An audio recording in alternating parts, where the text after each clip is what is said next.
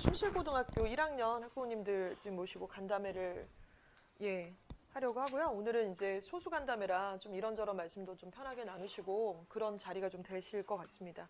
저희가 최근에 대규모 간담회를 하기도 하는데 특히 이제 이런 시즌 학년 바뀌고 또 이제 마무리되기 직전에 이럴 때 잡은 이유가 있고요. 특히 솔직히 요즘에 지금 바쁘거든요. 내신 대비 시작을 해서.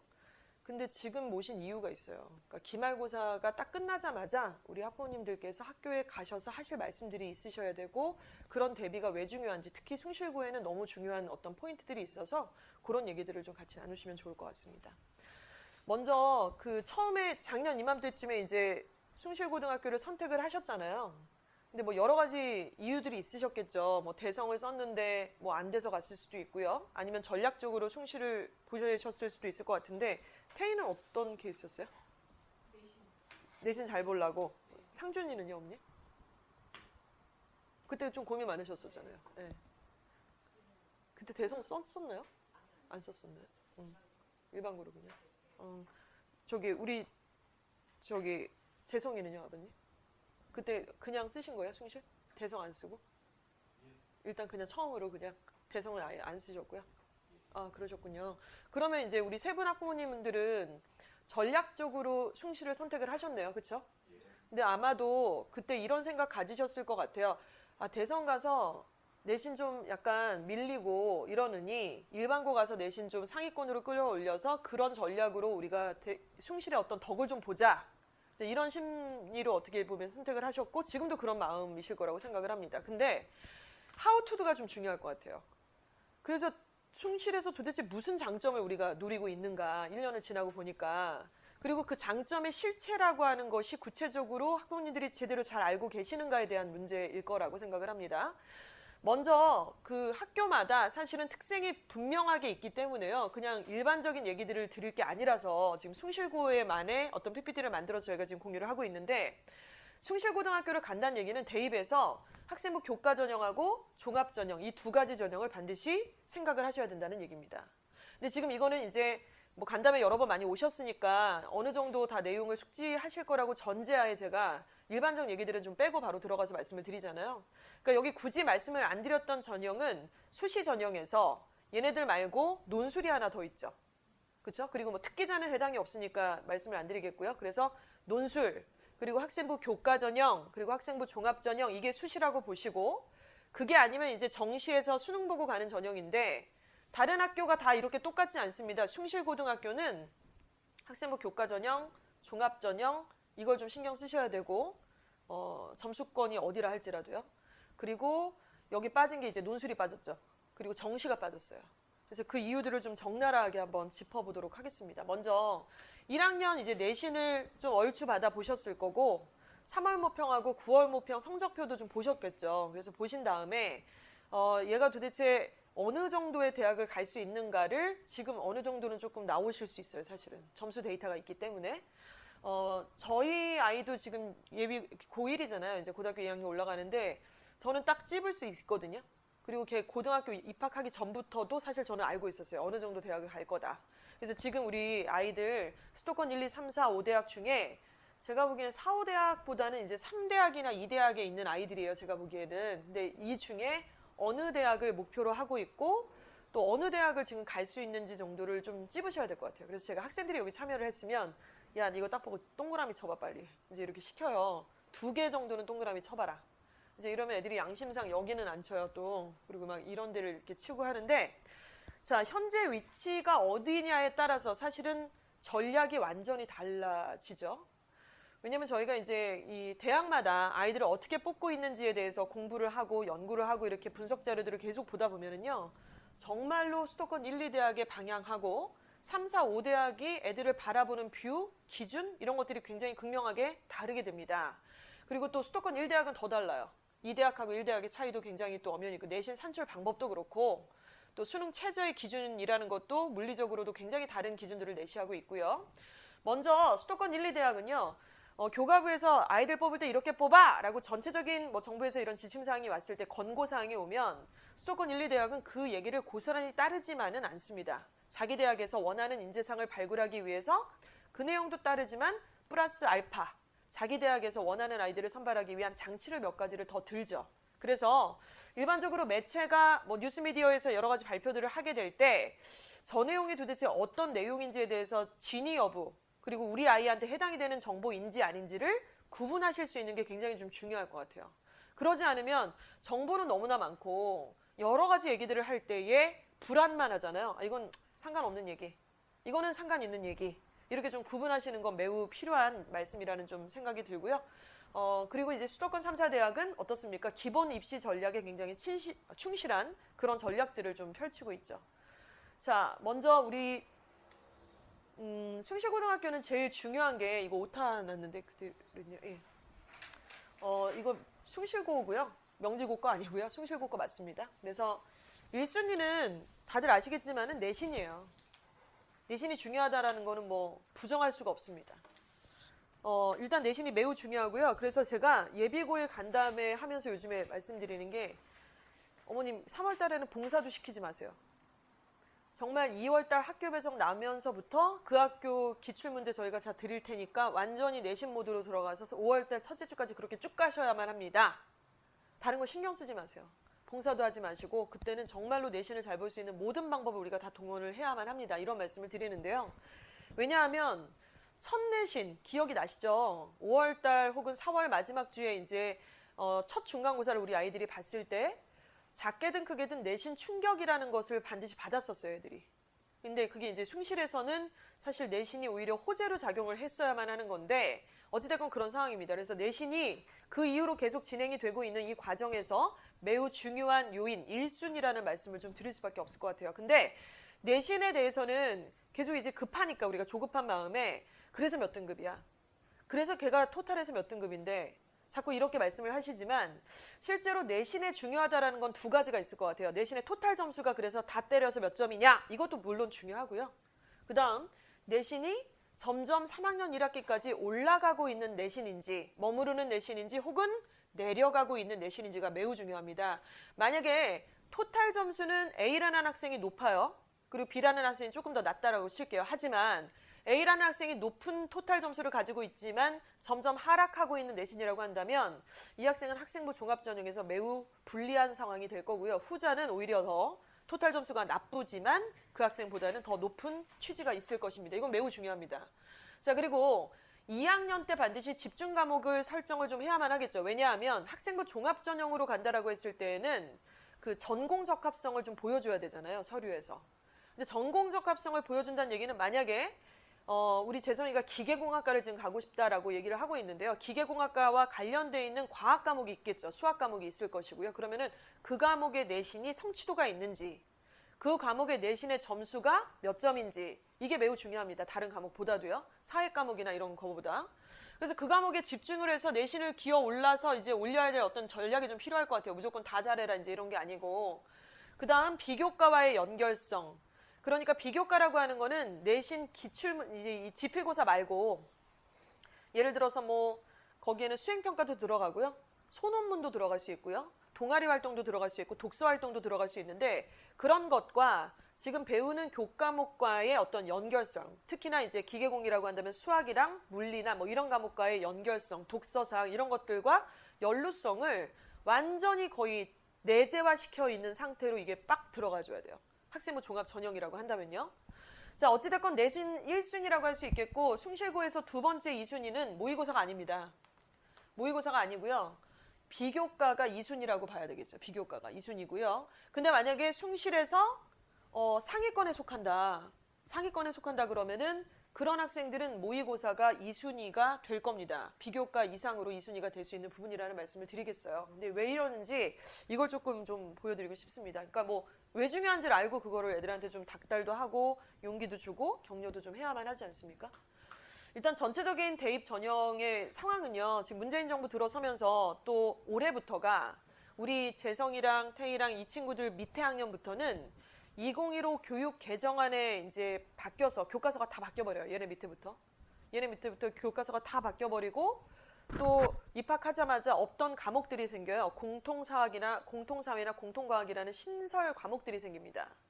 그런데 이제 대충 뉴스 들으셔서 아시겠지만은 그 과목들이 또 이제 수능에서는 또 없어요. 공통사회랑 공통과학이 없어가지고 걔네들이 또 수능 볼 때는 그 지금 우리 아이들이 수능 볼 때랑 똑같이 과탐에서 2과목, 사탐에서 2과목을 선택해서 최저를 해야 되는 뭐 이런 상태인데요. 어찌됐건 전체적인 분위기를 보시면 학생부 교과, 그러니까 내신만으로 아이들을 주로 뽑죠. 교과라는 전형은요. 이 전형은 최상위권 대학에서는 거의 축소하는 분위기로 가고 있습니다. 근데 그래서 이걸 굉장히 많이 발표를 해요. 미디어에서도 교과가 거의 없어진 것처럼 하지만 이 수시를 전체로 봤을 때요. 전국적으로 아직도 제일 많은 학생을 뽑고 있는 전형은 학생부 교과예요. 종합이 아닙니다. 그러니까 우리가 종합이 막 굉장히 늘어났다라고 얘기하시는데 그건 좋은 대학들 얘기예요. 좋은 대학들. 그래서 교과는 전체 포지션으로 전체 전국적으로 봤을 때는 가장 많은 전형으로 학생들을 선발하고 있는데 상위권 대학에서는 저렇게 뽑아놨더니 재원이 별로더라 이거죠. 저기 시골에 있는 애들, 독도에 있는 애들 이런 애들을 내신만으로 산출을 해서 애들을 뽑아놨더니 학교 생활을 잘하지 못하더래요.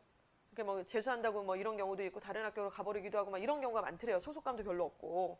근데 상위권 대학들이 하는 말들이 입학사정관들이나 뭐 입학처장이 나와서 얘기하시는 인터뷰들을 들어보면 종합으로 붙어서 애들이 학교를 다니면 그렇게 잘한다 이거예요. 그래서 거의 몇 년간에 걸쳐서 증빙이 됐으므로 상위권 대학은 종합이 많이 이제 늘어난 상황이죠. 학생부 교과 전형은 최상위권 대학에서는 축소를 하고 있고요. 내신의 굉장히 비중이 큽니다. 그렇죠? 그런데 내신만 보는 학교도 있고 내신 플러스 서류를 보는 학교도 있고요. 내신과 또 굉장히 중요한 수능 최저를 보는 학교들이 매우 많죠. 예. 그리고 수능 최저는 거의 90% 정도가 다 들어간다고 보시면 될 것 같아요. 이건 너무 자연스럽지 않나요? 뭐 예를 들어 진짜 독도고등학교 1등급이랑 우리 숭실고등학교 1등급이 같지는 않잖아요. 뭐 예를 들어 대성고등학교 1등급하고 숭실고등학교 1등급 다릅니다. 그렇죠?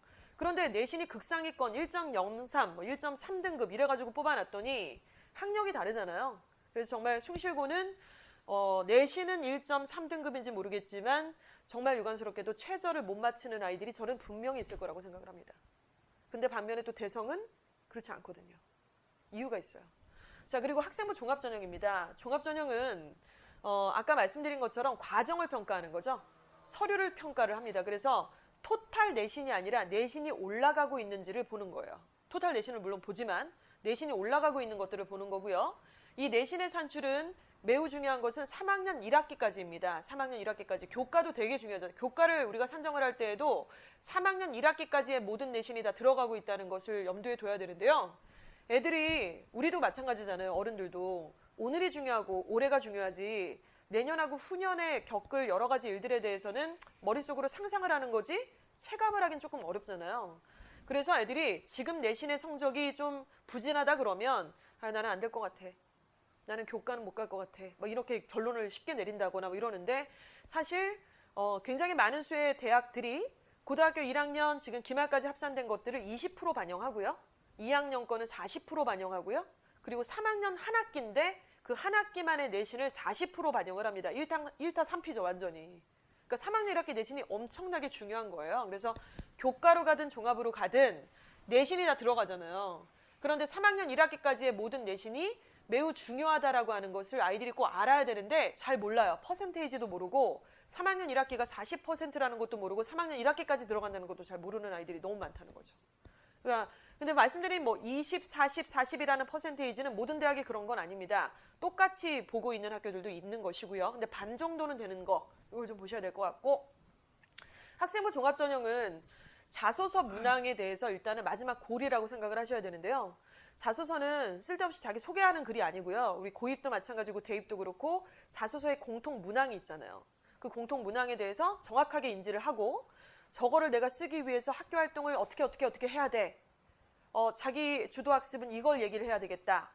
동아리 활동에서 이번에 겪었던 그거 우리 자소서 2번 항목에 써먹어야지. 이런 시나리오가 있는 상태에서 이걸 만드는 거거든요. 그래서 열심히 하다가 나중에 취합해서 건져갖고 쓰는 게 아니라 항목을 먼저 목표로 두고서 그 항목에 뭐가 들어가면 좋겠지? 이걸 시나리오로 쓰는 것이 바로 학생부 종합전형이라고 보시는 게 맞겠습니다. 그래서 나중에 자소서가 굉장히 중요해요. 특히 숭실 같은 경우는 학생부 종합전형으로 간다 그러면 자소서는 다른 학교보다 더욱 중요할 수밖에 없는 요인들이 좀 있어요. 그래서 그걸 좀 말씀을 드릴 거고요. 그리고 논술 전형은 내신을 거의 보지 않죠. 그러니까 논술 전형이 내신을 제로로 보냐면 그렇지는 않고요. 학교마다 다 다릅니다. 그래서 내신이 들어가는 학교도 논술이 있다라는 거. 하지만 대부분 좋은 학교들 내신 별로 안 보는 학교들이 훨씬 더 많고요. 수능이 중심이 돼서 수능 최저는 거의 다 이전형하고 논술 전형은 수능 최저가 거의 다 있죠. 거의 다 있고 그리고 이제 이게 다 안 되면 정시로 넘어가야 되는 상황이고요. 이런 부분입니다.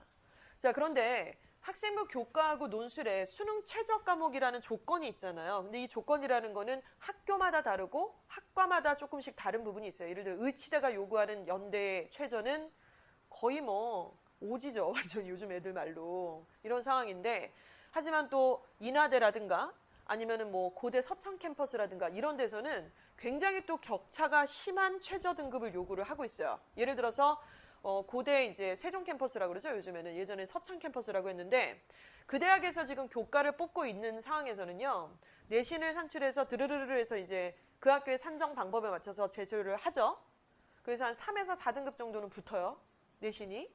그런데 최저를 갖고 오라고 하는 게 뭐냐면은 한 과목만 3등급이면 오케이. 이게 조건이에요. 근데 영어가 절대평가로 바뀌어서 만약에 영어를 낼 거면 2등급을 가져와. 이게 조건이에요. 그리고 또 어떤 대학은 두 과목의 합이 7이면 돼. 이런 학교도 있고요. 그래서 최저라고 하는 게 무조건 극상위권만 생각하시는 경우들이 좀 많이 있는데 그건 미디어의 약간 이런 어떤 속내를 제대로 파악하지 않은 상태에서 우리가 그대로 받아들이기 때문에 조금 문제가 있다고 생각을 합니다. 예를 들어 인하대학교 같은 경우는 이번에 인하대가 최저의 그 기준을 굉장히 높였어요. 굉장히 높였는데 두 과목의 합이 4, 세 과목의 합이 7 굉장히 높였죠. 자, 이렇게 되면은 이게 뭘 의미하는 거냐면 최저를 높였잖아요. 학생부 교과에서 높인 걸 얘기를 하는 건데 작년에는 이렇게 높지가 않았어요. 아예 최저가 없었던 학교들도 있었어요. 뭐 서울여대 같은 경우는 해당은 없으시지만 그런데 없던 최저가 생겼다는 거는 내신이 그보다 조금 낮아도 합격 가능성이 더 높아진다. 이런 걸 또 의미하기도 합니다. 좀 복잡하시지만 아무튼 대입 전형은 이런 어떤 변화 추이가 좀 있다는 말씀이고요. 이 페이지를 조금 집중적으로 설명을 드리도록 하겠습니다. 먼저 이렇게 생각하시면 될 것 같아요. 그 뒤에 이유가 있는데 제가 숭실고등학교의 내신을 직접 진행을 했던 적도 있고 또 지난주 목요일 같은 경우는 지난 중간고사의 내신을 저희가 분석을 했어요. 고등부에서 늘 분석을 하는데 일단은 뭐 대성도 분석하고 숭실도 분석하고 충암도 분석을 쫙 하고요. 그리고 이제 선배들 우리 고등학교 2학년이나 3학년 올라가는 숭실의 선배들의 이제 생기부도 받고 성적표도 보고 대성 애들도 졸업시키고 이제 대학 진학률도 이렇게 보게 되면은 일단 격차가 너무 심합니다. 격차가 너무 심해요. 일단 내신 격차가 심한데 그걸 좀 이 분석 자료를 좀 보고 말씀을 드릴게요. 얼마 전에 한 거니까. 지금 애들이 얼마 전에 봤던 중간고사의 시험 범위는요. 능률복화 어원편이 31에서 42가까지 10과 정도 되네요. 12가인가요? 그리고 교과서가 2가. 그리고 2017년도 9월 모평. 그러니까 얼마 전에 봤던 9월 모평의 지문이 좀 들어가고요. 빠바독해 기초 세우기라는 부교재가 5에서 11가까지가 들어갑니다. 근데 이렇게 보시면 좀 맞는 것 같기도 하고 잘 모르겠고 약간 그러시잖아요. 근데 일단은 빠바독해 기초 세우기라는 교재는요. 난이도로 말씀드리면은 거의 고등학교 과정 중에 최하위 난이도예요. 근데 참고로 말씀드리면 예일여고도 저 빠바독해라는 시리즈의 능률출판사 부교재를 쓰는데 걔네는 1학년 때 얘보다 한 단계 더 높은 구문편을 쓰고요. 2학기 때는 유형편을 씁니다. 그러니까 이게 한 학년 정도의 수준이 더 낮은 거예요. 지금 숭실이 깔려있는 이 부교재라는 게. 그리고 이 범위 자체는 결국에는 딱 보면요. 교과서 1, 2가가 일단 들어가고 있다라는 거. 그리고 교과서 포진 문제도 저희가 이제 좀 봤었는데 뭐 봤습니다. 그래서 빠바에서 거의 50%가 출제가 되고 교과서는 부교재 수준으로 출제가 되고 있다. 그래서 교과서 문제가 문항수가 좀 많다는 얘기예요. 다른 학교에 비하면은. 그러니까 교과서에 문제가 많다라는 얘기는 문항수 자체도 그렇지만은 난이도가 일단 쉽다는 걸로 전제를 깔 수 있어요. 아까 빠바 기초 세우기라는 교재 자체도 수준이 그렇게 높은 교재가 아니고 또 9월 모평 교재는 저 지문은 몇 개나 나옵니까 그게. 그거는 그냥 뭐랄까요. 진짜로 다 아작 내면은 그냥 바로 맞출 수 있는 거고 대단한 변형도 없어요. 제가 보니까 문제들을 봤는데. 자, 그리고 서술형은 지문의 구조를 파악하는 문제보다는 내용을 속속들이 파악하고 있는지를 묻는 문제가 출제가 됐고 주관식에서는 어법 관련 문제보다는 지칭추론이나 밑줄이 무엇을 가리키는 건지 그러니까 지칭추론이나 밑줄 문제라는 거는 수능의 수많은 유형 중에 난이도 최하위의 문제 스타일이에요. 참고로 말씀드리면 대성에서는 그런 문제를 아예 출제하지 않습니다. 그러니까 지칭 확인, 일치 불일치, 뭐 분위기 심경은 아예 나오질 않고요. 수능을 보면 애들이 제일 많이 틀리는 유형들이 있잖아요. 뭐 빈칸 추론 문제 3점짜리라든가 그렇게 높은 문제들이 있거든요. 그것만 겁나게 내요. 그것만 한 해분에서 막 4문제, 5문제씩 막 내는데 얘네들은 이제 서술형에서 이제 맞아주겠니? 약간 이런 분위기라고 저는 생각을 해요. 이렇게까지 하는데 안 맞아줄 거냐? 약간 이런 분위기인 것 같고. 그리고 단어는 아까 능률복합 어원편. 주어진 단어가 문장에서 어떠한 형태로 쓰이는지를 물어보는 문제가 주관식으로 출제가 돼서 뭐 유의어, 반의어 이런 것들이 출제가 됐습니다. 그래서 대비 전략에 대해서는 시험 전에 빠바에 대한 비중을 많이 해야 된다. 뭐 기타 등등 해서 이제 구체적으로 거기 나와 있으니까 좀 보시면 될 것 같아요. 그래서 숭실고의 내신을 잘 보기 위해서는 이런 분석 자료가 필요하겠죠. 근데 제가 오늘 말씀드리고 싶은 거는 숭실고는 이렇게 겁나게 봐요. 1학기 때 공부 안 하지 않았잖아요, 애들. 열심히 공부도 하고 시험도 보고 학원도 보내셨고 독서실도 갔어요. 그런데 똑같은 시기에 대성고는 지금 어떻게 하고 있냐면 투지 영단어가 일단 10가가 들어오면 뭐 대단치 않습니다. 이거랑 비슷하다고 볼 수 있어요. 자, 그런데 범위가 어떠냐면은 모의고사가 6회분이 시험 범위에 들어가요. 6회분. 그러니까 얘네가 지금 한 회분이 들어갔잖아요. 그렇죠? 그리고 빠바 기초 세우기라는 교재가 5가라고 한다면 한 과의 지문이 한 5개 정도가 돼요. 그리고 수준은 거의 고1 거의 초반 문제 정도라고 해야 되는데 얘네가 지금 최근에 이게 중간고사였는데 기출문제 고등학교 1학년 과정이긴 하지만 일단 양적으로 굉장히 압도적인 차이가 좀 있습니다. 범위를 다 끝내기도 어렵고요. 그러니까 6개의 모의고사에 6개 듣기가 들어가고 6개의 지문 6회의 모의고사 이제 어휘들이 좀 들어간다는 말씀이죠. 그리고 교과서 2과는 무조건 들어갑니다. 또 플러스 뭐냐면 외부 지문이 꼭 들어가요. 외부 지문. 어디서 내겠다고 얘기 안 하고 그냥 그날 처음 보는 지문이 들어가는 거죠. 얘네가 이 시험을 1학기 때 중간을 받고 기말을 받고 2학기 때 중간을 보고 지금 또 기말을 대비하기 위해서 똑같은 시험 범위로 대비를 하고 있는 상태입니다. 시험 문제 유형은요. 모의고사가 매우 높고요. 뭐 말씀드린 것처럼 이런 걸 내요. 또 어법을 틀린 걸 모두 골라라. 지문을 하나 주고요. 밑줄을 막 한 4군데, 6군데를 줍니다. 이건 수능 스타일은 아니에요, 사실. 근데 틀린 거를 고르시오. 뭐 찍어서 맞을 수도 있겠죠. 그렇게 하면. 근데 틀린 걸 모두 고르시오. 근데 모두가 몇 개인지 안 가르쳐줘요. 2개인지 3개인지를 안 가르쳐주니까 정말 꼼꼼하게 명료하게 공부하지 않은 애는 틀리겠죠. 변별을 작용하는 시험 문제라고 할 수 있겠고 지금 이렇게 빨간 색깔로 표기된 문제들이 뭐냐면 실제로 고3이 되고 수능을 치를 때에 학생들이 가장 어려워하는 유형들입니다. 그래서 그 유형만 내요. 뭐 지층 추론이라든가 분위기 심경이라든가 일치불일치는 아예 내질 않아요. 주제 유지도 내지를 않고. 그러니까 이렇게 훈련을 시키는 거죠. 그리고 아까 말씀드린 외부 지문에서도 이렇게 냈는데 외부 지문을 보면은 아주 과거죠. 2013년도, 2011년도 이렇게 모평해서 내고 지금은 이제 선행학습 금지법 때문에 지금 고1이라서 고2 거를 내지만 2학년에 올라가면은 저 얘기가 또 달라져요. 2학년들은 이제 외부 지문이 다 고3 거에서 이제 기출이 됩니다. 어디서 나온지 얘기 안 하고. 저는 이제 두 학교를 비교를 해보니까 게임이 안 돼요. 솔직히 말씀드리면. 그러니까 애 자체가 게임이 안 된다는 오해를 하시는 게 아니고요. 이렇게 훈련을 하고 있다는 거예요. 그리고 더 웃긴 거를 하나 보여드릴게요. 바로 이 페이지인데요.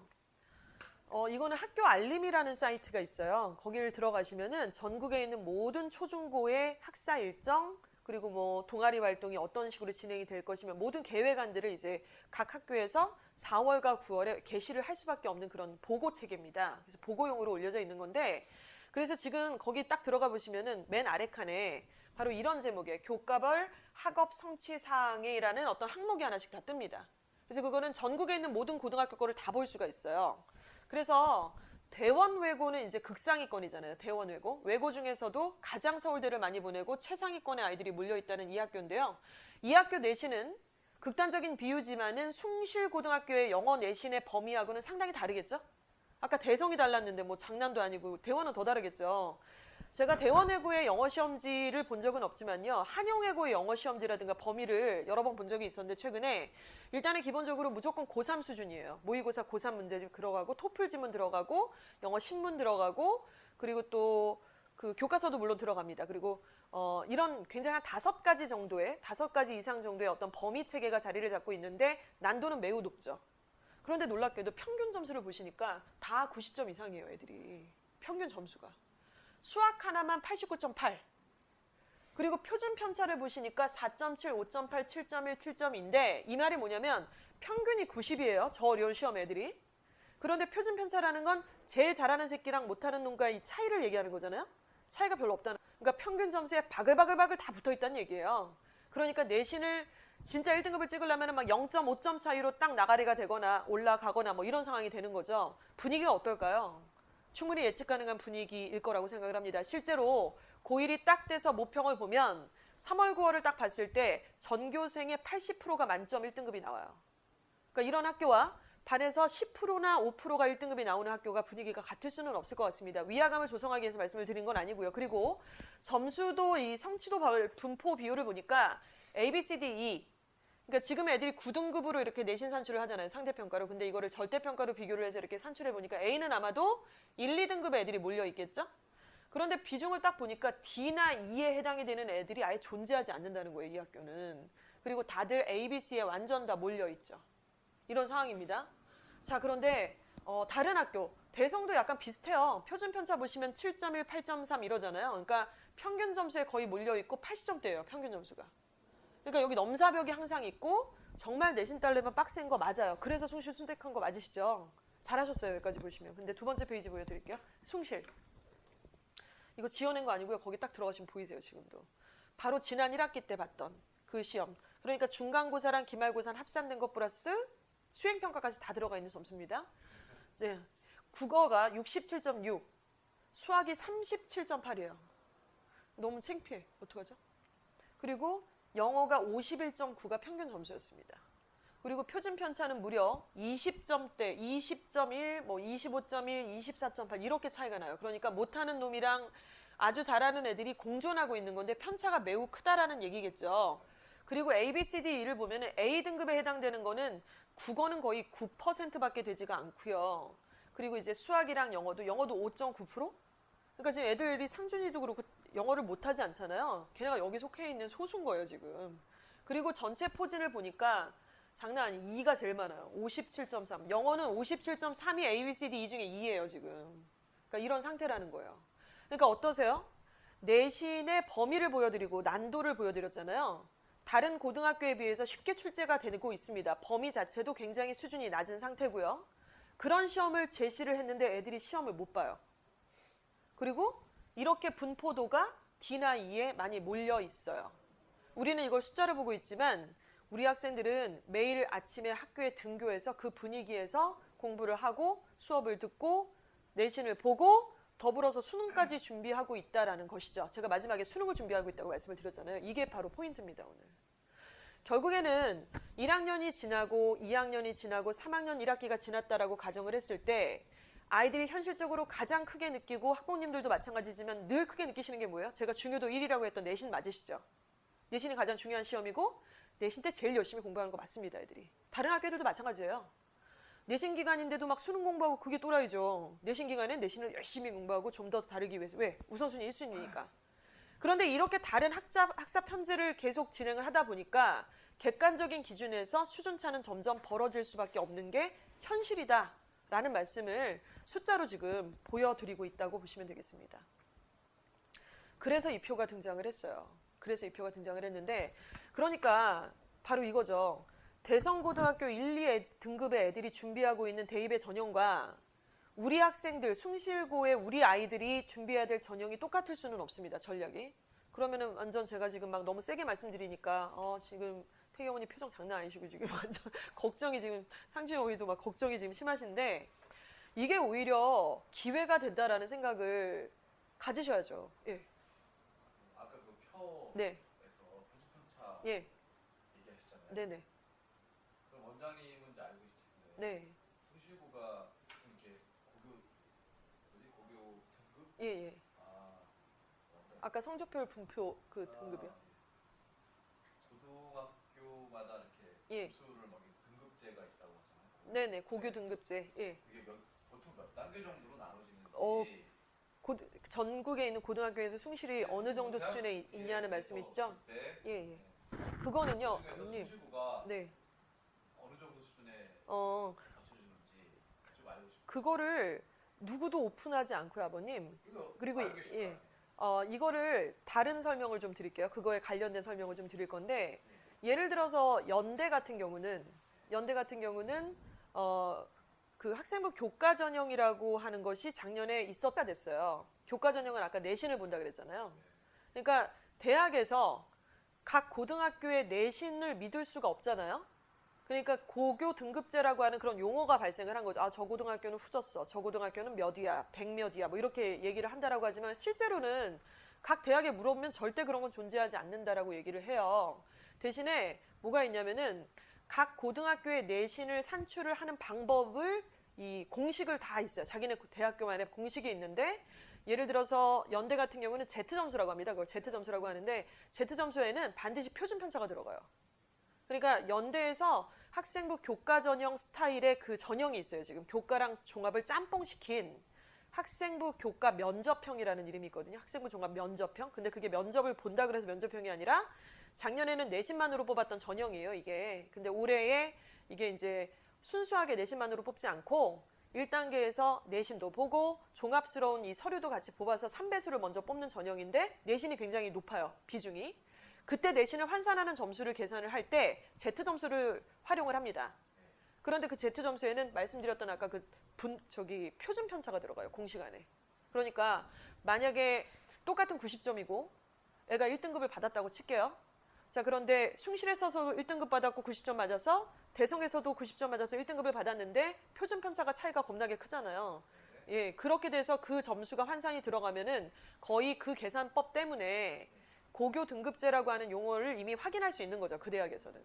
대학이 바보가 아니니까 내신 점수에 그냥 등급만 갖고 환산하지 않습니다. 그래서 지금 말씀드린 연대 같은 예시는 그 Z점수 플러스 50%, 그 다음에 등급의 점수로 또 50%를 합산을 해서 자기만의 툴들을 다 만들어 써요.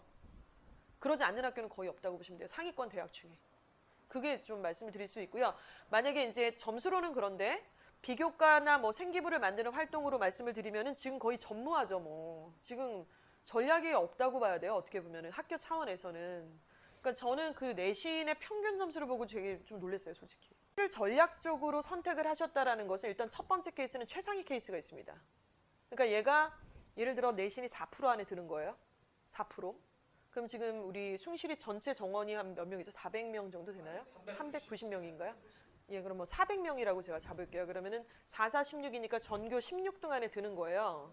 그럼 내년이 되면은 이제 문이과 나누니까 예, 8명 뭐 7명 이렇게 나눴다고 칠게요. 그러면은 전교 7등, 8등 이 정도가 된다라고 한다면 뭘 생각하셔야 되냐면 학교장 추천 전형을 생각을 하셔야겠죠.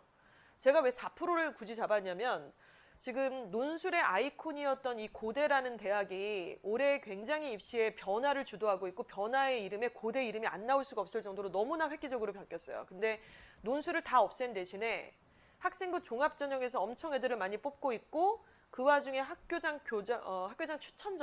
추천 전형이라는 것을 4%까지를 늘렸습니다. 지금 다른 대학들 어떻게 하고 있냐면 그냥 학교당 2장씩 줘요. 4장씩 주거나 그래서 이과 2명, 문과 2명 이런 식이에요. 서울대 같은 경우도 2장씩 주잖아요. 문과 1명, 이과 1명, 그래서 지균이라고 하잖아요. 지역균등 전형. 근데 4%니까 거의 뭐 전교 7등, 8등 정도도 다 쓸 수 있는 전형인 거예요. 이거 안 쓰면 바보죠, 학교에서. 그러니까 이런 정도 수준이다라고 한다면 고대가 그렇다라고 한다면 고대만 추천 전형이 있는 게 아니니까 한양대도 추천 전형이 있고 건대도 있고 이러니까 일단은 전교권 안에 들어간다라고 했을 때는 학교장 추천 전형을 받을 것을 염두에 두고 숭실을 선택했다. 완전 오케이죠. 예. 근데 그 애가 대성을 가면 추천 전형의 대상이 되냐면 안 되잖아요. 대성에 가면 내신이 그만큼 안 됐을 거니까 그래서 나는 여기를 선택했다. 이게 말이 되는 얘기라는 거죠. 근데 학교장 추천 전형은 내신도 물론 좋지만 서류를 봅니다. 서류를. 여기서 서류라는 것은 생기부도 보고 추천서도 보고 그 다음에 자소서도 본다는 얘기죠. 그래서 이런 전반적인 것들을 다 잘하는 애인데 내신까지 극상위권으로 올려서 우리 애는 대성 가서 너무 빡세니까 2, 3등급 받지 말고 숭실에서 1등급 받아갖고 지균이나 학추로 나는 보내려고 여기를 간 거야. 이거 완전 괜찮아요. 근데 그런 애들은 극소수잖아요. 솔직히 말해서. 그리고 지금 세 분의 이 자녀들이 거기에 속할지 여부는 속하는 애도 있고 안 속하는 애도 있어요. 그리고 3학년 1학기까지 다 봐야 되는 부분이고 내신만 좋다고 합격 뭐 쓰면 뭐야 붙어야 될 거 아니에요. 학교장 추천 전형으로 추천을 받았는데 준비가 안 돼 있을 수도 있잖아요. 준비가 안 돼 있을 수 있습니다. 근데 만약에 추천 전형으로 선발이 된다라고 한다면 너무나 좋죠. 왜냐면은 그 전형은 경쟁률이 굉장히 낮아요. 걸러져 있는 조건이 굉장히 들어가니까 학교장이 추천을 받는 거니까 그 안에서 경쟁을 하는 거잖아요. 그래서 지금도 왔다 갔다 하는 저기 뒤에 지금 고3의 학생이 충암인데 걔가 이번에 학추로 그렇게 해가지고 2개를 붙었어요. 연대 하나, 고대 하나를 1차례 지금 합격한 상태예요. 3배수 뽑은데 9명까지 뽑는데 거기 안에 들어간 거예요, 지금. 그러니까 그렇게 전략적으로 걔는 선택을 한 거죠. 자, 그런데 그래서 결국에는요. 만약에 우리 숭실에서 1에서 1.3등급에 지금 내신이 들어가 있다. 그러면은 뭘 노려야 되죠? 학생부 교과를 일단 생각을 하셔야 돼요. 그리고 학생부 종합을 아까 생각을 하셔야 된다라고 첫 페이지에 설명을 드렸는데 그리고 제가 바로 스킵을 해버려서 학교별 막 이렇게 차이를 보여드렸는데 이유가 뭔가요? 최저를 못 맞춰요, 애들이. 최저를 맞추기에는 사실은 현실적으로 확률이 그렇게 높지가 않다는 거예요. 그래서 최저를 못 맞출 확률이 높기 때문에 우리 숭실에서 내신을 극상위권으로 끌어올리려고 노력을 하면서 생기부를 만들어야죠. 자기네 시나리오로. 그래서 상위권 대학을 생각을 해야 되는 애들이 1에서 1.3등급도 둘 다. 왜냐면 학생부 교과 전형은 내신만 보는 게 아니라 아까 말씀드린 것처럼 최저의 조건이 있잖아요. 최저의 조건이 있기 때문에 이 두 가지가 반드시 같이 만들어져야 된다는 말씀을 드리는 거죠.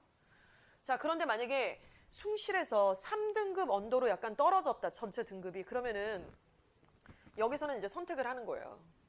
만약에 숭실에서 토탈 등급이 3에서 3.5등급이 나왔다. 그런데 얘가 최저를 맞출 확률이 높을까요? 저는 아까 다 보여드렸지만 가장 현실적인 시험, 가장 나한테 중요했던 시험, 나의 삶의 일부잖아요. 뭐 지필고사 본다, 바로 수행 보고 또 기말 보고 막 이런 연속적인 어떤 이런 학사 일정을 하는데 걔가 내신 이거밖에 못해요. 얘가 어떻게 최저를 맞추죠 도대체? 무슨 방법으로? 사실 가능성이 저는 많지 않다고 생각을 해요. 그러면은 만약에 얘는 어떻게 해야 되느냐? 교과로는 거의 못 가죠. 최저를 못 맞추니까. 그러면은 최저를 요구하지 않는 전형이 뭐밖에 없죠? 학생부 종합밖에 없어요. 그러니까 서류를 만들어야 된다는 얘기죠. 그러면 또 그 다음 딜레마가 있으시죠. 숭실은 이런 생기부를 잘 못 만들어 주잖아요. 잘 만들어 줍니까? 아까 그 질문을 하신 거예요. 어떻게 보면. 그렇죠? 예.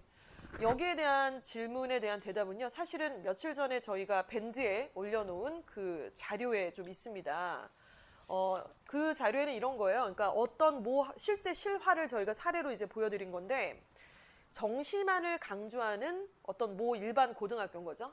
그래서 아이들한테 우리 학교는 무조건 정시 스타일이고 정시로 많은 대학들을 갈 거다. 이거 사실은 진짜 남 얘기가 아니라 얼마 전까지만 해도 숭실충하면서 맨날 선생님들이 하시던 말씀이에요. 그러니까 종합전형에 대한 이해가 부재가 돼 있고 어떻게 해야 될지에 대한 하우투들을 모르시기 때문에 그냥 애들이 자꾸 뭐 생기부 얘기하고 뭐 교과 세팅 얘기를 하면은 야 됐고 수능이나 열심히 공부해. 우리는 다 정시야. 니네 선배들도 다 그렇게 가서 이런 식으로 얘기를 많이 하셨어요. 실제로도.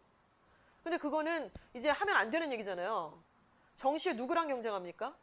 의치대 준비하고 삼수 이렇게 재수하는 그 하루 종일 그냥 수능 이렇게 공부를 했던 그 12달을 수능 공부했던 언니 오빠들하고 다 이렇게 경쟁을 해야 되는데 그걸로 얘네가 무슨 수로 경쟁을 해요? 그러니까 그거는 안 되는 것이고 일단 기본적으로 학생부 종합전형에서 정말 이 쇼부를 봐야죠. 3, 4등급도. 근데 아버님 말씀하신 게 너무나 정확하세요. 뭐냐면 대학도 알아요. 숭실이 생기부 못 쓰는 거 알아요. 그래서 대학은 숭실고 졸업생을 한 명만 본 게 아니잖아요. 해마다 숭실고 졸업생들은 다 대입을 치르죠. 작년에도 치렀고 재작년에도 치렀고 걔네들 중에 대입을 포기하는 애들이 몇이나 있고 다 치릅니다. 그런데 숭실고 애가 논술을 치렀을까요? 논술로 간 애가 있나요? 전교에 몇 명이나 있나요 도대체? 저는 들어본 적이 없어요. 논술로 일반계 충실이나 충암에서 논술 전형으로 합격했다는 얘기는 들은 적이 없습니다. 솔직히. 왜? 체조도 맞춰야 되고 논술은 따로 공부를 해야 되잖아요.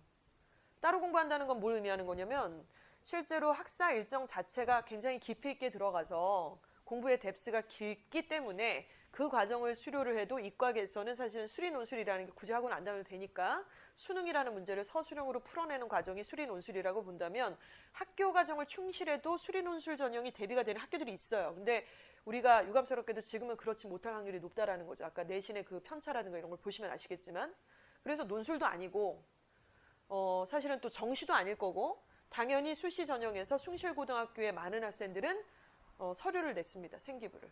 그래서 각 대학에서는 숭실고의 서류에 대한 수준을 파악하고 있어요. 그건 숭실고만 파악하겠는 게 아니라 뭐 충암고도 파악을 하고 있다라는 거죠.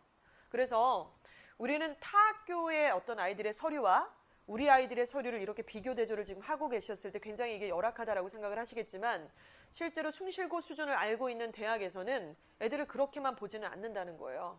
아유, 너네 알아. 여기 또라이 선생님 있지? 써주지도 않고 지금 개판이고 동아리도 없잖아 여기는. 뭐 이렇게 되고.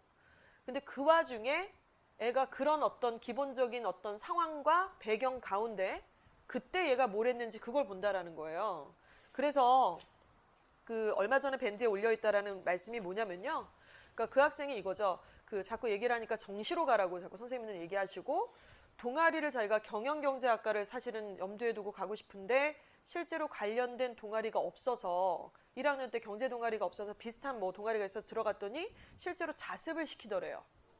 좀 아닌 것 같아서 차라리 그 시간에 이거는 어떻게 할 수가 없으니까 관련된 경제 경영 도서를 읽었다는 거죠. 뭐 사마리아인들이라든가 국부론, 군주론 뭐 이런 책들을 읽었다는 거예요. 경제학 개론이라든가 막 이런 걸 읽었대요, 애가. 그래서 얘가 그걸 어떻게 했을까요? 독서 이력사항에 꼬박꼬박 이걸 저장을 해놨어요. 그래서 자기가 읽었던 것들의 증빙 자료로 준비를 했고, 그래서 2학년이 되니까 자율 동아리를 만들 수가 있잖아요. 그래서 자율 동아리를 만들 수가 있어서 거기에 대해서 탐구를 하는 것에 대해서 소논문을 작성하기 위해서 자기가 이제 이 경제 동아리에 부장이 된 거예요. 부장이 돼서 후배들하고 같이 연루를 해서 이 소재를 가지고 우리가 같이 이걸 더 해보자. 그래서 걔가 2학년 때 뭘 했냐면은 경제 신문을 만들어요. 3회차에 걸쳐서 1000장 정도에 해당이 되는 경제 신문을 만듭니다. 이런 내용들은 사실은 그 전공 적합성인데 이 학교는 아까 말씀드린 것처럼 자율 동아리도 부족하고 동아리 자체도 활동이 없어서 기재할 게 없었어요. 근데 얘가 그거를 자체적으로 만든 거잖아요. 그러니까 이런 식으로 해서 얘는 거기가 기재가 다 돼 있는 상태고요. 독서 이력 사항도 굉장히 중요한 사항이었고 아까 말씀드리기를 제가 자소서가 매우 중요하다. 우리 숭실은 이런 말씀을 드렸는데 생기부상에는 사실은 어필을 하기에는 좀 한계가 있습니다. 지금 말씀드린 것들을 하기에는요. 그렇죠? 다른 학교랑 비교를 해보면. 그런데 대학들이 아까 안다라고 말씀드렸잖아요. 그래서 선생님이 안 써주고 이 학교는 원래 이런 걸 잘 못하고 방법을 모른다라는 걸 알고 있는데 애가 만들 수 있는 요인이 있어요. 그게 뭐냐면 첫 번째가 독서 이력 사항입니다. 독서 이력 사항. 거기 다 들어갈 수 있죠. 거기 들어갈 수 있고 예를 들어서 영어과의 원서는 무조건 들어가야 되는 게 맞고요. 그리고 자기가 전공 적합성을 발현하기 위해서 그쪽에 관련 서적들에 대한 내용이 당연히 들어가야죠. 빵빵하게 들어가야 돼요. 그리고 이 학생은 봉사활동을 했어요. 학교에서는 딱히 봉사활동을 안 하더래요.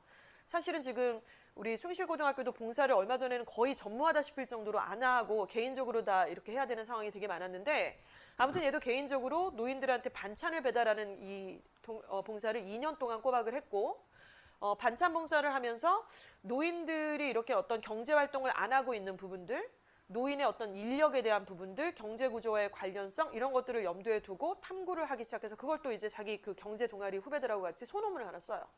그래서 그것이 또 봉사활동뿐만 아니라 자소서에 들어가죠. 얘가 이게. 이건 학교에서 시킨 거 아니잖아요. 봉사활동도 학교에서 시킨 거 아니고 반찬 배달하라고 한 적도 없고 소논문에 대한 얘기도 학교에서 써준 것이 절대로 아닙니다. 근데 소논문의 내용을 학교에서 이제 생기부에 기재하는 한계가 있으니까 얘가 이걸 끌어다가 자소서 2번이나 1번 항목에 쓴 거예요. 그거를. 그래서 학교는 얘기를 하는 거예요. 대학은. 특히 우수한 대학들은 너희 학교 생기부 못 써주지 그리고 너희 학교 어필이 잘 안 되지 그래서 텅 비어있고 정말 답답한 거 나도 알아 그런데 너가 만들 수 있는 부분이 있잖아 그걸 보겠다는 거예요. 그리고 거기서 다 어필이 안 되는 거는 자소서에 반드시 써라. 왜냐면 대학에서 생기부를 먼저 보는 게 아니라 자소서를 먼저 보잖아요. 자소서를 먼저 봐요. 자소서는 애가 쓰는 거잖아요. 학교가 대변해서 써주는 게 아니라 말 그대로 자기소개서니까 거기다가 자기가 써야 될 내용들을 그냥 거의 뭐 시나리오에 맞게끔 몇 번이나 몇 개월에 걸쳐서 수십 번을 계속해서 수정하고 감수하고 수정해서 그걸 쓰면 그 내용에 해당이 되는 거를 생기부에 있는데 허접하다면 면접을 통해서 뽑겠다 이제 이런 상황이 되는 겁니다. 그래서 굉장히 중요한 부분이고요. 근데 제가 이렇게 말씀을 드려도 사실 제가 학부모 입장에서도 우리 애가 그런 성향이 아닌데 어떡하지 이제 이런 생각을 하실 거예요. 그럼 다시 원론으로 돌아가는 거예요. 그럼 이 입장을 바꿔볼까요? 만약에 얘네가 작년 이맘때로 돌아가서 우리의 성향은 그렇지 않은데 대성을 갔어요. 대성에서 아마 비교과를 만들어줬을 거예요. 가만히 있어도 자율동아리가 2개가 꽂혀요. 토요동아리, 수요동아리. 봉사도 맨날 가요. 소논문도 맨날 써요. 그리고 내신도 저렇게 봐요. 그래서 막 만들어집니다. 자, 그런데 우리의 성향은 거기를 갔어도 그렇고 여기를 가서도 그렇다라는 전제 하에는 어떤 상황이냐면 일단 내신의 점수가 떨어졌겠죠. 내신의 점수가 떨어지는데 대성고등학교에는 각 대학들이 바라보는 기본적인 이 뷰가 있습니다. 그렇죠? 대성고를 다니는데 너는 이것도 안 했어? 그런 애는 없어요. 대성고의 기본적인 생기부의 수준이라는 게 있다라는 거죠. 그러면 대성고 학생이라고 다 받아주는 게 아니잖아요. 대학 입장에서. 그러면 넌 대성고를 다녀서 기본 담화를 딱 쳤는데 여기서 너만의 스토리가 뭐야? 이거를 얘기를 당연히 물어보죠. 대학은. 그래서 그걸 물어보자는 거지 대성고 전체 학생이 다 하는 거를 그걸 보자는 건 결코 아니라는 말씀입니다. 그렇죠? 그래서 역시 대성고를 갔었어도 자소서에서 어필해야 될 부분이 있고 자소서에서 궁금한 부분들을 다 체크를 해서 우리 입학사정관님들은 면접을 볼 때 애한테 질문을 하죠. 자소서에 있는 내용이 생기부에 이렇게 있는데 너는 그 책을 진짜 읽었니? 그 동아리를 하면서 어떤 활동을 했니? 어떤 역할들을 했니? 너는 거기서? 이런 것들을 자꾸 질문을 한다는 겁니다. 그래서 사실 조건 자체가 우리 숭실 자체가 굉장히 열악하다. 이제 이런 말씀을 드리고자 하는 것이 아니라 성향에 대한 문제라고 한다면은 저는 이런 답변이 가장 적합하다고 생각을 하는데요. 되게 복잡하잖아요. 애가 혼자서 절대로 못해요. 특히 남자애들은 절대로 못합니다. 그러니까 일단 간단하게 내신의 산출 방법도 잘 몰라요. 그리고 3학년 1학기까지의 성취도가 중요하다라는 것도 잘 몰라요.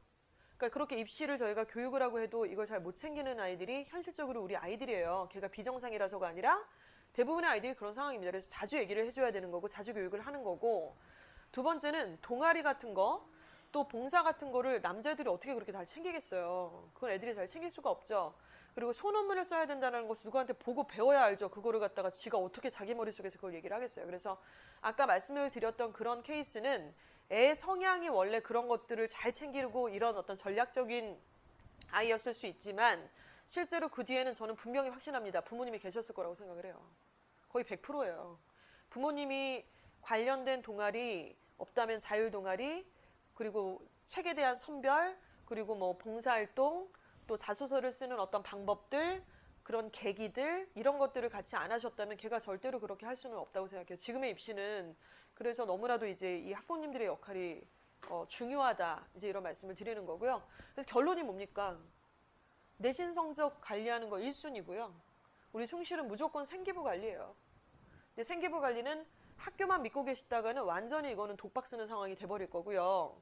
얘가 자기만의 시나리오를 만들어야 돼요.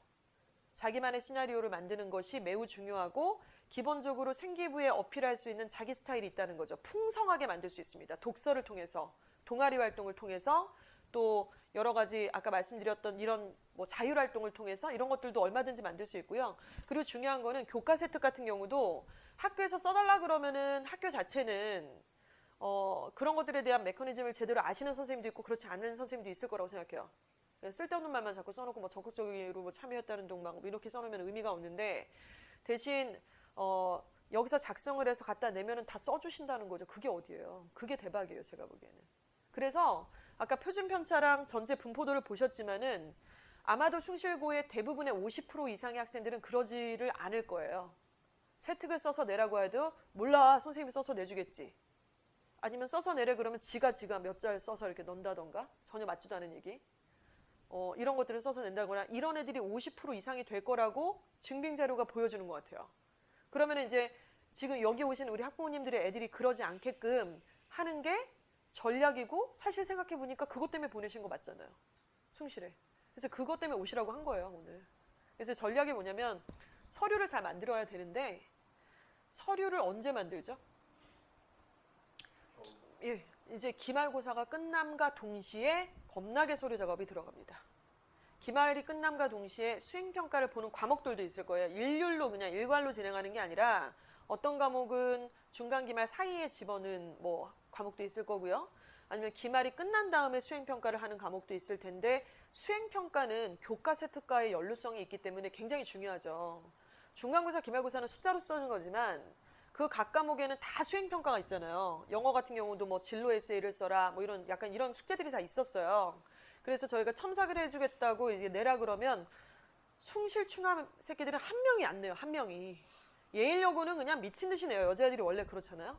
한 명이 안 내요. 그래서 첨삭을 해서 다시 그거를 달달달 암기를 해서 이렇게 발표를 하는 보통 그런 식의 수행평가인데 그런 것이라든가 그리고 또 본인이 이제 목차, 우리 수학 과목이나 뭐 물리 과목이나 화학 과목이나 아니면 뭐 영어 과목에서 목차를 이렇게 보면 그 목차와의 어떤 호기심 때문에 관련된 독서를 뭐를 읽었고 약간 이런 연루성이 있어야 되거든요. 그래서 그런 부분에 대해서도 예를 들어 학원에서 우리한테 이제 그 시즌이 왔다 그러면 자기가 작성을 한단 말이에요. 뭘 통해서 하죠? 그때 많이 보여드렸잖아요. 드라이브를 통해서 이렇게 합니다. 그렇죠? 여기다가 이제 얘가 써요. 그래서 1학기 걸 쓰고 2학기 걸 쓰면은 저희가 여기다가 이제 첨삭을 해주잖아요. 다 첨삭을 해줍니다. 그래서 1, 2학기 거를 합산을 해서 기재가 들어가는 게 이제 기말이 끝난 바로 직후예요. 그래서 저희 사실은 지금 학원의 일정이라는 거는 이번 주랑 다음 주가 저희 1년 중에 제일 바쁜 주간인데 그리고 애들도 내신 보고 있으니까 학부모님들도 좀 왜 갑자기 이때 오라고 그러지 좀 의아하셨겠지만은 기말이 끝나기 전에 좀 뵙고 싶었어요, 사실은. 그래서 기말이 끝난과 동시에 다른 학교 여자애들 어떤지 아세요? 랩탑 들고 독서실 가요. 요즘에 독서실이 거의 뭐 카페식이고 막 이러잖아요. 그래서 랩탑 딱 들고 독서실 가갖고 세특 작성하는 거예요. 다 쓰고 독서 이력서함 이거 다 기재하고 책 안 읽었으면은 요약본 다 봐가지고 다 읽고 밑줄 쳐놓고 다 머리에 저장해 놓고 이거 쓰는 거예요. 근데 그냥 쓰고 끝이 아니라 수정하고 학교 가서 다시 받아서 또 수정하고 이 짓을 하느라고 학원을 안 와요. 심지어 한 2, 3주를. 그래서 기가 막힌 생기부의 세특과 자율활동가 동아리 활동가 독서 이력 사항들이 탄생을 하게 되는 거죠. 그런데 그 시즌이 딱 지나고 나면은 2월 달에 수정을 하는 기간이 있지만 저 한 번도 못 본 것 같아요. 수정하신 분이 거의 없어요. 왜냐면은 거의 그때는 뭐 안 한 거를 거기다가 뭐 했다라고 그렇게 수정할 수는 없잖아요. 다 뒤집어 엎는 수정이 아니라 다 된 것들을 한번 훑어나 봅시다. 뭐 이런 수정이고 이의 제기를 해야 수정이라는 걸 하는 건데 이미 사실은 이의 제기를 그때 가서 할 게 아니라 기말고사 때 한 거랑 다 추려가지고 여기서 다 만들어갖고 연루성, 전공적합성 이런 거 다 만들어가지고 짠 하고 줘서 들어갔다 그랬으면 그게 잘 기재됐는지를 2월 달에 이제 나이스 들어가셔서 학부모님들이 보시는 거거든요. 그래서 그 작업이 이제 들어가시는 작업 요거를 이제 해야 된다는 거죠. 그래서 지금 되게 적게 오셨잖아요. 저희 숭실 1학년 학생들이 숫자가 많은 편이에요. 적진 않습니다. 근데 오신 분은 3분밖에 없다는 거. 이것 또한 저는 굉장히 호재라고 생각을 하는데 이게 다 반영을 해주는 거라고 생각해요. 만약에 대성을 한다 그러면요. 다 오세요.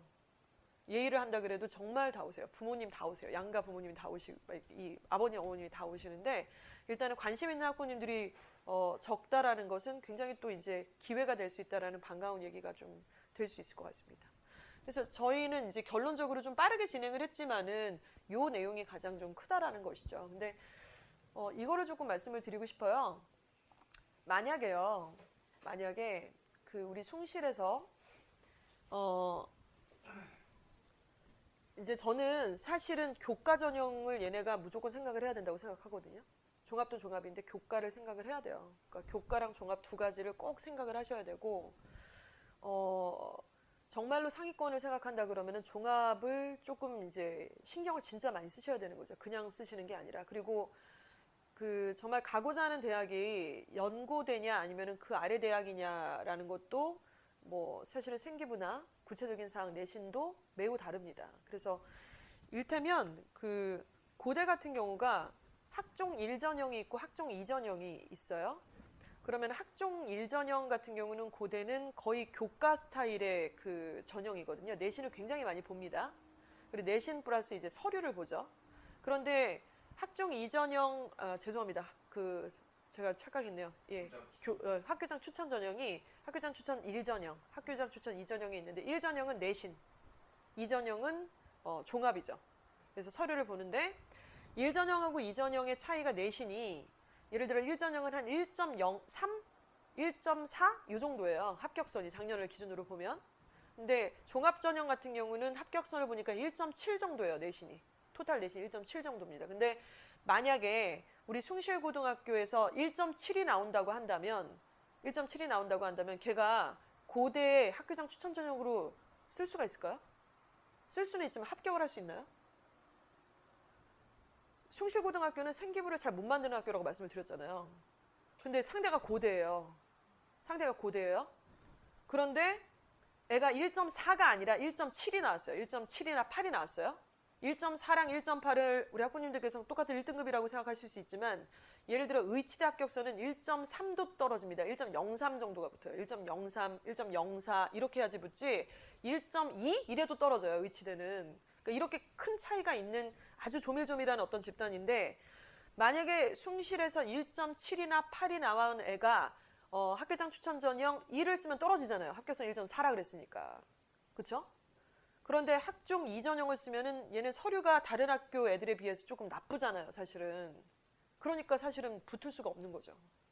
그러니까 정말로 최상위권을 생각하신다고 했을 때는 교과 전형을 생각을 안 할 수가 없다라는 말씀이에요. 예. 그래서 일단은 첫 순위가 그래서 내신일 수밖에 없고요. 그리고 이제 두 번째가 서류를 말씀을 드리는 건데, 근데 우리가 막 연고대 얘기하고 이러면 진짜 머리 아프거든요, 사실은. 그래서 저는 재성이가 딱 기준을 이렇게 봤으면 좋겠어요. 건대, 경희대 정도를 딱 바텀으로 보는 거죠. 그래서 여기를 찍고 위로 올라갈 생각을 해야 돼요. 근데 지금 막 연대고대 이렇게 생각을 하면요. 이게 답이 없어요. 답이 없고 뭐 1.3 안에 들어가야 돼. 막 계속 이렇게 되는 건데 전형이라는 거를 하나만 보고 우리가 원서를 쓸 수도 없는 것이고 그런 부분이 있겠죠. 그래서 우리가 교과와 종합을 생각하시라고 했는데 수도권 1, 2대학뿐만 아니라 3대학 정도도 한번 생각을 좀 해보셔야 됩니다. 그래서 여기를 지금 보시면은요. 교과 전형 같은 경우는 구체적으로 한번 들어가 볼게요. 교과 전형이 어떻게 되는지. 저도 개인적으로 저희 아이가 지금 우리 아이들하고 동갑이잖아요. 저는 머릿속에 교과 전형밖에 없어요. 지금 걔한테는. 종합 전형도 생각을 하지만 애 성향상 그리고 명지고등학교의 특성상 사실은 종합 전형으로 니네가 얼마나 보낼 거냐. 얘가 내신 1등급이 아닌데 이런 생각을 지금 하고 있는 상태라서 이 전형이 저도 굉장히 관심이 가는 거고 좀 더 디테일하게 맨날 알아보고 있는 전형이 저는 이거예요. 근데 일단 상위권 대학에서는 선발 인원이 감소가 된 거는 맞습니다. 자, 그리고 수도권 중상위권 대학에서는 사실은 굉장히 선발 인원이 증가하고 있는 상태예요. 전국적으로는 이 전형이 제일 많다라고 말씀을 드렸잖아요. 그리고 수능의 최저학력의 충족이 가장 최대 변수입니다. 그래서 사실은 논술처럼 논술이 왜 경쟁률이 완전 빡센 데는 막 뭐 158대 1 막 이러잖아요. 그런데 우리 논술 전형에서도 수능 최저 등급이라는 걸 요구하기 때문에 실제로 최저를 못 맞추면은 그 논술은 아무짝에도 쓸모가 없는 논술이라서 실제로 최저를 맞춰서 논술로 경쟁하는 그 경쟁률은 158대 1이었던 같은 학교 같은 과인데 알고 보면 레알 8대 1 이 정도밖에 되지 않습니다. 최저를 못 맞추니까요. 근데 여기도 수능의 최저가 최대 주요 변수이기 때문에 사실은 실질 경쟁률이라는 거는 굉장히 낮아요. 그렇게 높지는 않다라는 말씀을 드리는 거고 또 충원율이 엄청 높아요. 처음에는 내신 때문에 이렇게 1차로 뽑았다가 최저를 못 맞추면 다 나가리잖아요. 그러니까 충원율이 엄청 높은 거예요. 1차에서 못 붙더라도 나중에 막 계속해서 충원되고 추가 합격되고 그래서 수시의 꽃이 추합이잖아요. 추가 합격으로 붙는 애들이 너무나 많다라는 거죠. 자, 그리고 영어라는 과목을 한번 생각을 해보겠습니다. 수능 최저라고 하는 거는 각 대학마다 요구하는 것들이 굉장히 다른데 두 과목의 합이 7 내지는 뭐 두 과목의 합이 6 내지는 모든 과목이 다 1등급 뭐 이런 학교도 있어요. 연대 같은 경우는. 근데 영어라는 과목이 두 과목의 합이 7이나 두 과목의 합이 6이나 두 과목의 합이 뭐다 이렇게 얘기하는 이 학교들이 대부분인데 이 영어라는 과목이 지금 올해부터 절대평가가 됐잖아요. 그러니까 영어는 완전히 효자 과목이 되어야만 하는 거죠. 옛날에는 1등급 받고 2등급 받기 좀 빡셌어요. 94점이 돼도 1등급을 못 받는 경우가 있었지만 지금은 그에 비하자면 90점 넘는 게 그것에 비하자면 조금 빡세지 않지 않습니까? 그리고 2등급이라도 괜찮다라는 거니까.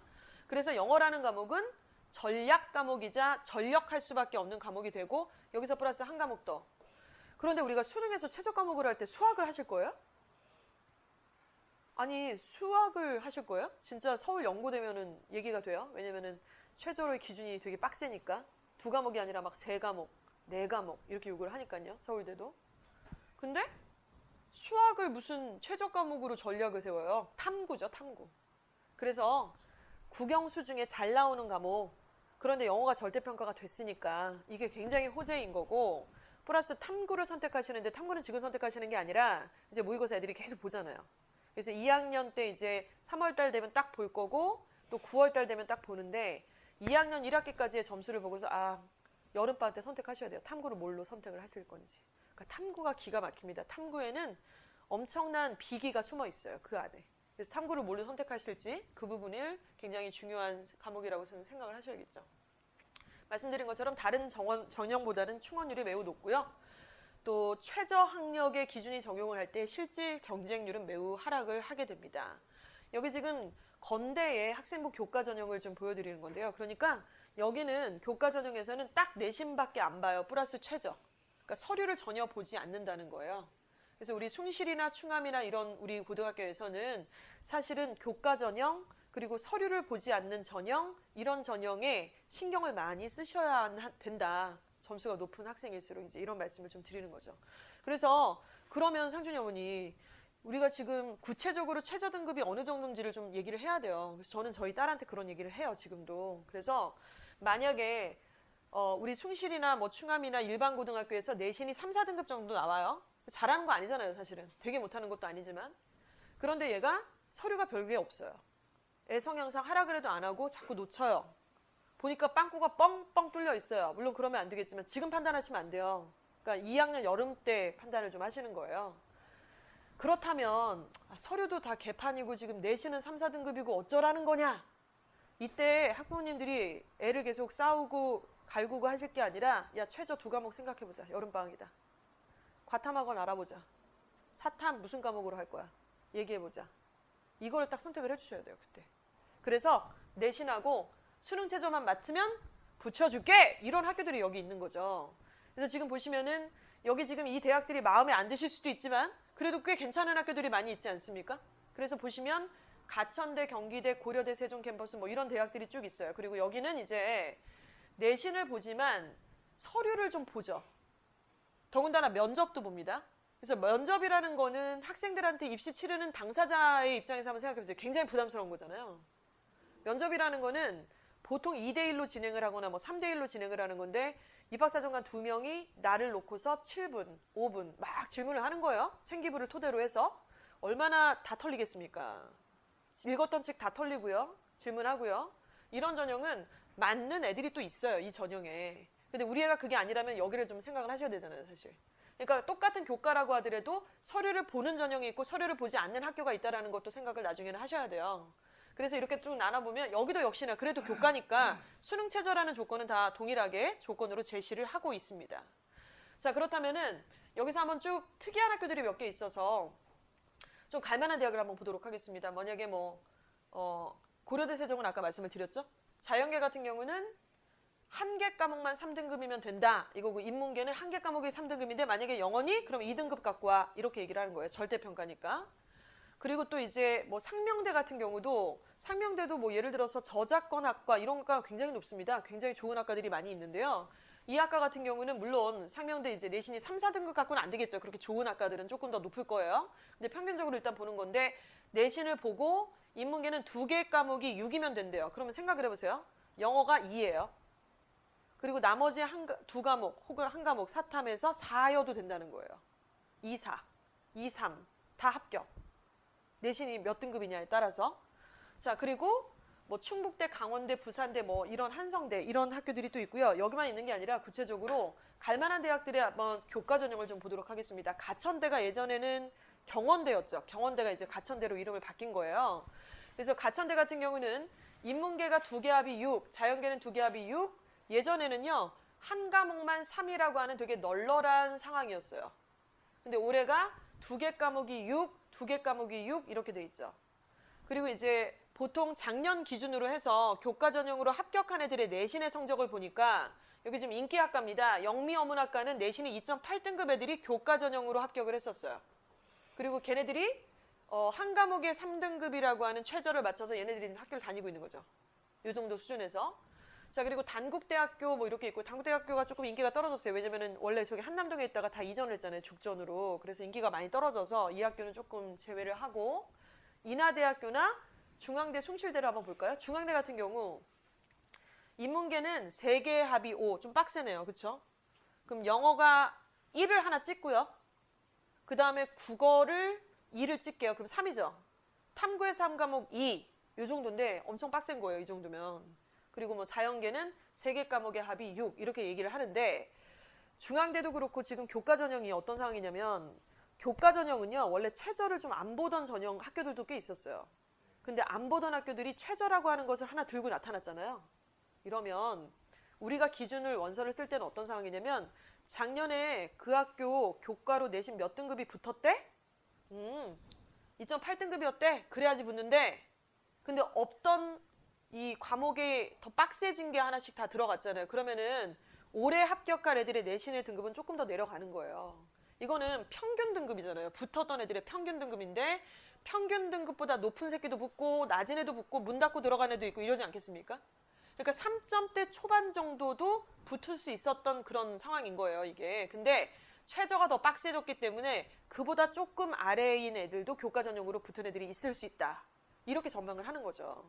그래서 중앙대라든가 숭실대는 좀 특이한 게 올해 절대평가 첫 해기 때문에 대학들도 다 지금 간을 보고 있는 상태라서 이 대학은 인문계는 2개의 합이 6입니다. 그런데 웃기게도 영어를 안 보겠대요. 영어 과목은 등급에서 저희는 제외하겠습니다. 영어는 갖고 오지 마. 이렇게 된 거예요. 그러면은 국어랑 뭐 탐구 과목 2개의 합이 6. 3, 3 합격해 주겠다는 거잖아요. 3, 3은 할 수 있지 않을까? 그쵸? 전체 과목을 막 다 2, 3을 찍으라는 건 너무 어렵지만 우리 애한테 너가 최저를 맞출 수 있는 2개 과목만 3, 3을 찍어라. 나쁘지 않잖아요.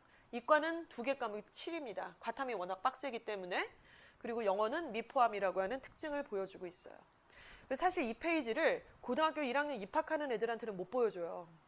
저거 믿고 이제 엄마 3, 4등급이라도 붙을 수 있대? 뭐 이러면 웃기니까. 그래서 사실 저 페이지를 누구한테 보여드리는 게 제일 맞을까요?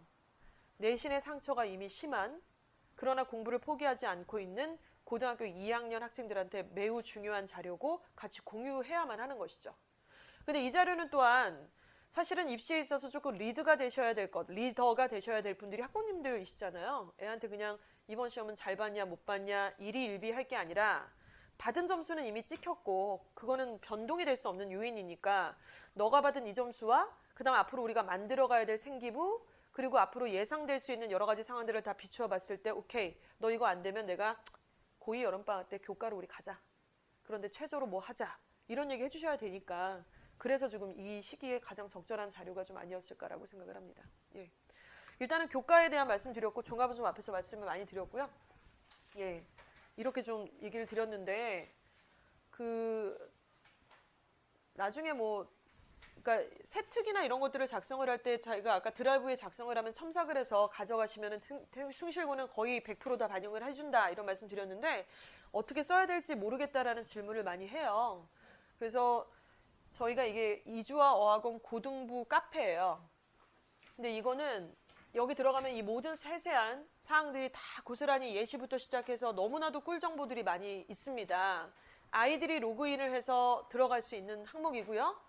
학부모님들은 좀 들어오시지 못하게끔 했어요, 사실은. 왜냐하면 누구 엄마 뭐 이렇게 해서 들어오시는 게 아니라 이제 실명으로 보통 들어오시는데 전국에 있는 사교육 현장에 있는 분들이 그렇게 많이 들어오세요, 사실. 그래서 이게 이제 우리 애들을 위한 정보기 때문에 다 공유할 건 아니라서 일단 좀 제한을 두어둔 상태인데 뭐 학습 자료실 보면은 과탐, 사탐, 수학, 목차 정리, 세트 작성을 위한 그러니까 목차가 매우 중요한 거죠.